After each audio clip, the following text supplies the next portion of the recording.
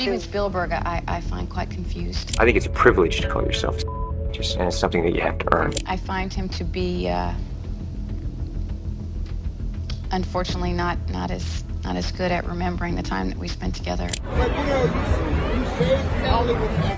In a shocking twist that's bound to set Tinseltown on fire, Tom Cruise and Julia Roberts have just unleashed a bombshell that threatens to unravel the glittering facade of Hollywood's elite. I think what Steven Spielberg did, and Scott Frank also, is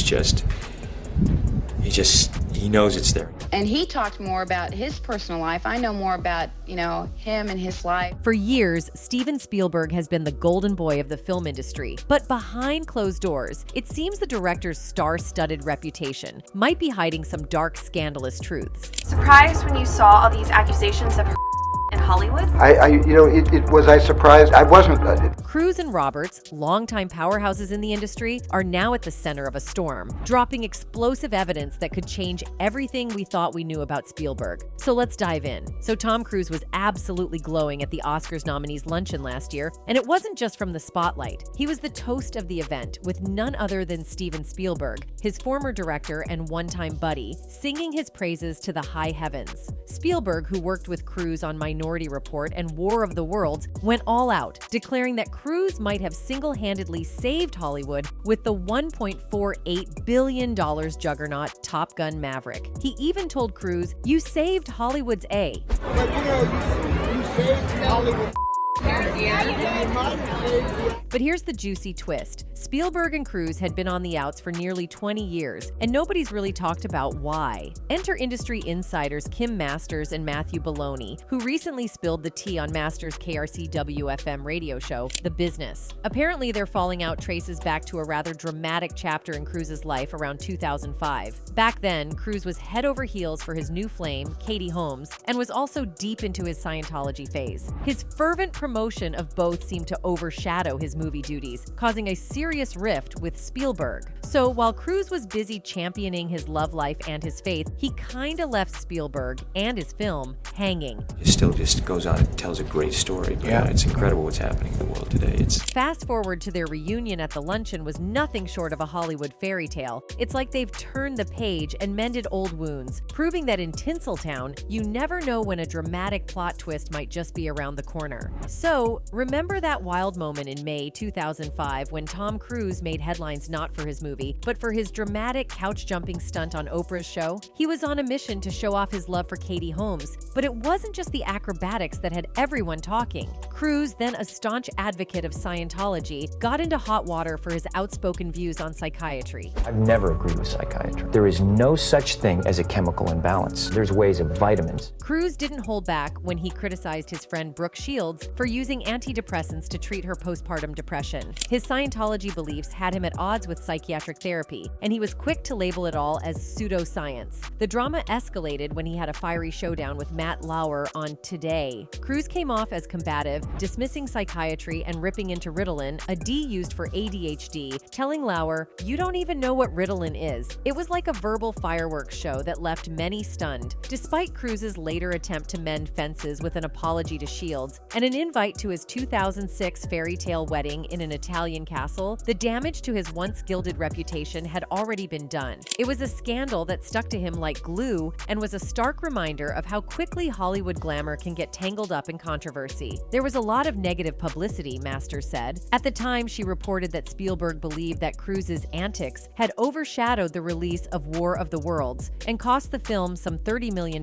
in box office. "I'm not sure how he calculates that," Masters said. The film still ended up earning $603 million in worldwide box office. Page 6 revealed that Spielberg was absolutely livid with Tom Cruise, especially after learning that the director knew kids who actually benefited from Ritalin. But the real deal breaker? Spielberg, in what can only be described as a misstep, casually mentioned a doctor who prescribes the medication during a chat with Cruise. Little did he know, this doctor was also a friend of Spielberg's. Not long after this conversation, the doctor's office was swarmed by a picket line of Scientologists. Masters reported that, despite Cruise's assurances he wasn't behind the protest, Spielberg was fuming. The anger wasn't just his. Kate Capshaw, Spielberg's wife, was reportedly equally irate. As Masters detailed in a 2006 Slate article, the the Spielbergs were left in the lurch, waiting for an explanation that never came. So while Cruise tried to smooth things over with an apology and a grandiose wedding invite, the damage from this high-profile spat lingered, casting a long shadow over their once-tight friendship. Despite their blockbuster hits with Minority Report and War of the Worlds, Tom Cruise and Steven Spielberg never reunited for another project. Cruise continued to soar with his Mission Impossible franchise, but by 2011, Wired was declaring that no one takes Tom Cruise seriously anymore. The reasons? His intense Scientology devotion, his divorce from Katie Holmes, and his reportedly strained relationship with his daughter Suri. So this means that both have really some serious issues. And now with Julia Roberts' revelations, it is all making sense. Julia Roberts is making waves once more, reigniting her old feud with Steven Spielberg. The Pretty Woman star has thrown out some shocking claims that could stir up trouble for her longtime rival. Remember back in January when a court in Manhattan released that list of names connected to Jeffrey Epstein? Well, it's heating up again. Newly released court documents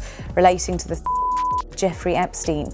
They include associates, friends, and alleged victims of the disgraced billionaire who died in jail 5 years ago. Back then, rumors were buzzing that Steven Spielberg was on that list, along with a bunch of other big names. The internet was split. Some fans were shocked at the thought of Spielberg being involved in Epstein's scandals, while others thought he might not be entirely clean. The debates went on for days, but eventually faded away. That is, until recently, when Julia Roberts decided to stir things up again. I know more about, him and his life and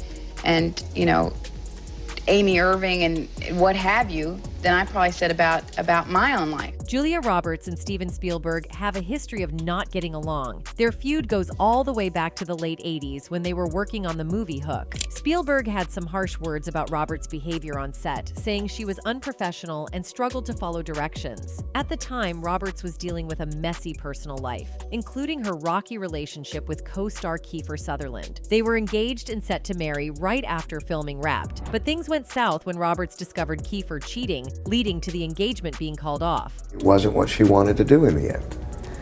And I think it took a lot of courage, in amongst all of that other stuff, to be able to say, I can't do this. Spielberg noticed that Roberts' rocky relationship with Kiefer was affecting her work attitude, and he didn't hold back in a 60 Minutes interview. It was not a great time for Julia and I to be working together, Spielberg admitted. Roberts was deeply hurt by Spielberg's comments. She had confided in him during the shoot and tried her best to stay professional, so his remarks felt like a betrayal. In a Vanity Fair interview, Roberts slammed Spielberg for not standing up for her against accusations of being difficult to work with. She called him a turncoat, saying, "I saw that, and my eyes popped out of my head. I couldn't believe that this person I trusted was hesitating to defend me." She even gave another interview where she accused Spielberg of having a vague and unreliable memory of what really happened on set back in the late 80s. Steven Spielberg, I find quite confused in his recollection of me. With their fiery history, it was only a matter of time before someone asked Julia Roberts what she thought about Steven Spielberg's name popping up on the Epstein list. Journalists, always hungry for juicy stories, jumped at the chance to get her take on the situation. And Roberts didn't hold back. When asked, she suggested that Spielberg might have some dark and unsettling interests that were even creepier than the stuff in his films. I'm not even going to talk about Spielberg. Steven Spielberg is a... Recently, some unsettling documents from the Indiana Jones filming days have resurfaced. In these pre-production meeting notes, Steven Spielberg, George Lucas, and Lawrence Kasdan are seen discussing the character of Indiana Jones, and the details are pretty alarming. The notes reveal a discussion about a young female character who falls in love with Indiana Jones. Lucas mentions, "I was thinking that this old guy could have been his mentor. He could have known this little girl when she was just a kid, had an affair with her when she was 11. Another participant chimes in, "And he was 42. Lucas adds, "He hasn't seen her in 12 years. Now she's 22. It's a real strange relationship." Then Spielberg makes a chilling comment, "She had better be older than 22. Lucas responds, "He's 35 and he knew her 10 years ago when he was 25 and she was only 12. It would be amusing to make her slightly younger at the time." The conversation between Spielberg, Lucas, and Kasdan took a troubling turn as they debated the young female character's age and her relationship with Indiana Jones. They discussed making the girl the one pursuing Jones rather than the other way around, and even toyed with the idea of increasing her age to around 15, but no older to keep the story edgy. They suggested that at 15, the character could have been more aggressively pursuing Jones, with the two characters engaging in their carnal desires. Fans were thoroughly disturbed when these details came to light, revealing just how problematic and unsettling the early discussions about the Indiana Jones character were.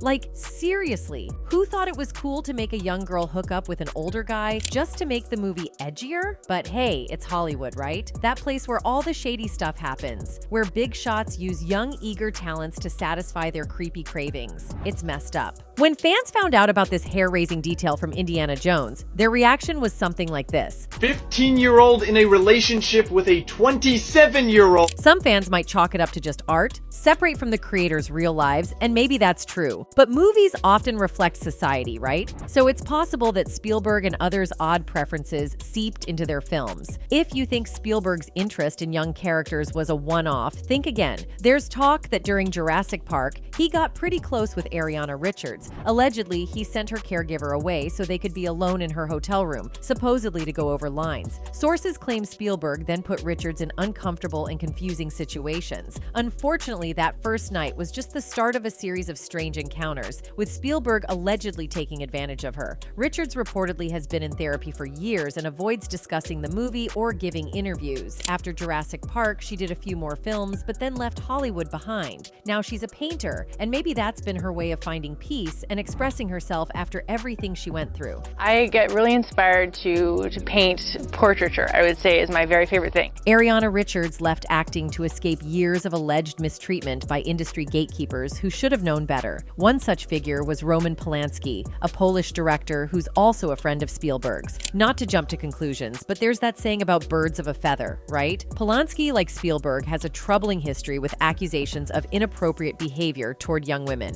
On March 10th, 1977, Roman Polanski, then 43, was arrested and charged in Los Angeles with multiple offenses involving Samantha Gailey, now Geimer, who was 13 at the time. The charges included unlawful S intercourse with a minor, R by use of D, perversion, sodomy, lewd and lascivious acts upon a child under 14, and furnishing a controlled substance to a minor. While Polanski initially pleaded not guilty to all charges, he later accepted a plea deal that led to the dismissal of the more serious charges in exchange for a guilty plea to engaging in unlawful S intercourse with a minor. Yeah, when he wanted to get into jacuzzi, I knew I was in trouble. Like, wait, this is not what he's supposed to be doing. After undergoing a court-ordered psychiatric evaluation and being placed on probation, Roman Polanski fled from justice in February 1978. He left the United States for England and subsequently France, just hours before his scheduled sentencing. Polanski has since resided mainly in France and has avoided traveling to countries where he might face extradition to the United States. According to Geimer's testimony to the grand jury, Polanski had asked Geimer's mother, a television actress and model, if he could photograph the girl as part of his work for the French edition of Vogue, which Polanski had been invited to guest edit. Her mother allowed a private photo shoot. Geimer testified that she felt uncomfortable during the first session, in which she posed topless at Polanski's request, and initially did not wish to take part in a second, but nevertheless agreed to another shoot. This took place at the home of actor Jack Nicholson in the Mulholland area of Los Angeles. When the crime was committed, Nicholson was on a ski trip in Colorado, and his live-in girlfriend Angelica Houston, who was there, had left, but later returned while Polanski and Geimer were there. Geimer was quoted in a later article as saying that Houston became suspicious of what was going on behind the closed bedroom door and began banging on it, but left when Polanski insisted they were finishing up the photo shoot. "We did photos with me drinking champagne," Geimer says. "Toward the end, it got a little scary and I realized he had other intentions and I knew I was not where I should be. I just didn't quite know how to get myself out of there." In a 2003 interview, she recalled that she began to feel uncomfortable after he asked her to lie down on a bed and described how she attempted to resist. "I said, no, I don't want to go in there. No, I don't want to do this. No, and then I didn't know what else to do," she stated, adding, "We were alone and I didn't know what else would happen if I made a scene. So I was just scared, and after giving some resistance, I figured, well, I guess I'll get to come home after this. Many fans aren't surprised by the later accusations against Spielberg, especially considering his ties to Polanski and the controversial pre-production meeting where they discussed a 15-year-old character being involved with an older man. Given that movies often reflect real life and directors might project their own fantasies into their work, it's not too far-fetched to connect these dots. Fans suspect that such behavior might have been more common among directors and executives back then. Stories like Thandie Newton's, where she revealed her experiences of being objectified on a casting couch, only reinforce this perception. I found when I was a 16-year-old, fresh from boarding school, going out into, on the casting couch, I was definitely objectified to an extreme. Thandie also disclosed that she was manipulated deliberately when she was young and joined the industry. The incident happened when her father went to another country and she was alone. She said, "I was 16 and a virgin. I'd been psychologically G over weeks. I didn't fight him off. I was almost paralyzed with fear. It was SA." During an interview, she recalled another incident which took place when she was auditioning at the studio for the second time. In the meantime, she was asked to be a part of an indecent activity. And the director asked me to sit with my legs apart. The camera was right between, positioned where it could see up my skirt. Thandie further disclosed that she was also asked to sit in a weird manner in which she was not comfortable, saying, "He asked me to put my leg over the arm of the chair and think about the character I was supposed to be having the dialogue with and how it felt to be made love to by this person. He was a director. I was still very young and thought it must be normal." Years later, when Thandie Newton encountered the same director at the Cannes Festival, she noticed him giving her a strange smile. This raised her suspicion, prompting her to investigate further. To her shock, she discovered that the director had been secretly recording audition tapes and showing them to others in his home. This revelation explained his peculiar behavior towards Thandie and shed light on an unsettling practice within the industry. Used to show that video late at night to interested parties at his house. Thandie Newton, known for her roles in Line of Duty and Westworld, has been an outspoken advocate for shedding light on the pervasive issues of violence and racism in the entertainment industry. Throughout her career, she has courageously spoken out about her own experiences and the pressure she faced to remain silent about them. It's not about the person that's been It's not just their role to say enough. It's about the people around.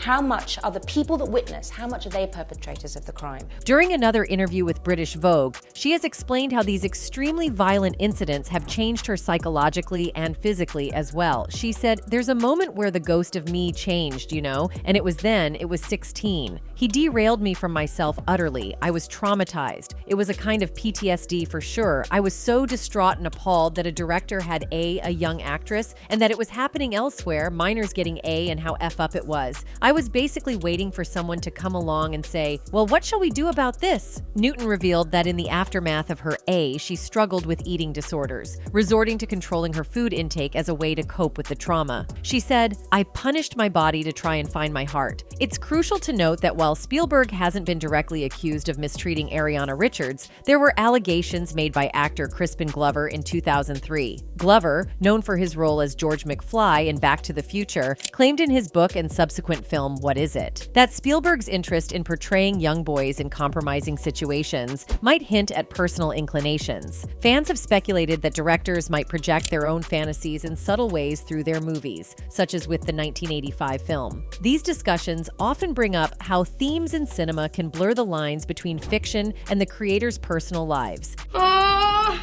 Oh my God! Here, a boy seems to be reattaching the broken pecker of a statue to its original place with an expression that has suggestive undertones. Many fans questioned why, of all the places, it was the pecker of the statue that got broken. They wondered why these children would be subjected to these kinds of depictions when there were several ways to elicit laughter from the audience. So you see why Glover would have a problem with Spielberg's alleged obsession with portraying boys in funny ways. Check out his clip where one of the boys had the pecker in his mouth of all places after it had broken off the statue.